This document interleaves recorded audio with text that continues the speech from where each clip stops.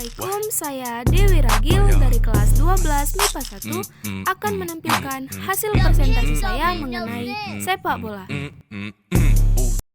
Dalam permainan sepak bola ada beberapa taktik formasi yang digunakan. Kali ini saya hanya akan menjelaskan 6 formasi yang sering digunakan saja.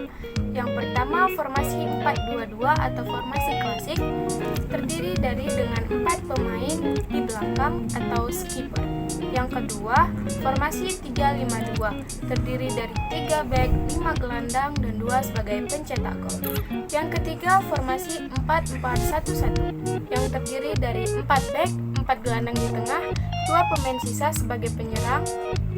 Dan yang keempat, formasi 4-1-4-1, yang terdiri dari 4 back, 1 gelandang bertahan, 4 gelandang penyerang, dan 1 striker penyerang. Yang kelima, formasi 4-2-3-1, yang terdiri dari 4 back, 2 gelandang bertahan, 3 pemain di tengah sebagai penyerang, dan 1 striker. Dan yang keenam, formasi 3-4-3, yang terdiri dari 3 back murni, 4 gelandang, dan 3 penyerang. Dalam menentukan taktik formasi yang digunakan, ini sesuai dengan kebutuhan. Tidak harus formasi tertentu yang digunakan.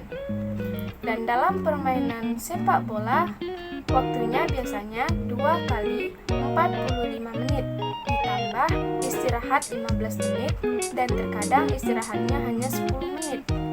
Dan apabila terjadi seri, maka dilakukan penambahan waktu sebanyak 2 kali 15 menit. Dan apabila kedua tim sesama kuat, maka dilakukan adu penalti. Yang kedua ada pola pertahanan. Pertahanan dilakukan untuk mencegah lawan mencetak gol dan merampas bola dari lawan. Pola pertahanan terbagi menjadi 3. Yang pertama, pola pertahanan dengan man to man, artinya cara bertahan 1 lawan 1 yang dilakukan di daerah pertahanan. Yang kedua, pola pertahanan daerah atau zone marking adalah bertahan di daerahnya sendiri dengan cara membentuk formasi. Prinsip pertahanan zone marking antara lain, yang pertama, dibutuhkan kerjasama tim yang baik. Yang kedua, dapat menghambat gerakan pemain penyerang. Yang ketiga, mengamankan daerah pertahanan dari tekanan serangan lawan. Yang keempat, pola pertahanan harus berlapis sehingga sulit ditembus penyerang. Yang kelima, pola pertahanan harus membentuk formasi yang kokoh. Dan yang keenam, pertahanan harus dapat mendorong lawan untuk kembali ke daerah sendiri. Yang ketiga, ada pola pertahanan kombinasi atau man to man dan zone marking. Itu merupakan pola pertahanan yang paling kompleks. Artinya, setiap pemain menjaga lawannya dan dengan tiba-tiba pindah tempat, kemudian tugasnya diserahkan kepada temannya yang lebih dekat. Pertahanan ini akan berhasil dengan baik apabila ada koordinasi antara pemain dan ada tanggung jawab pemain.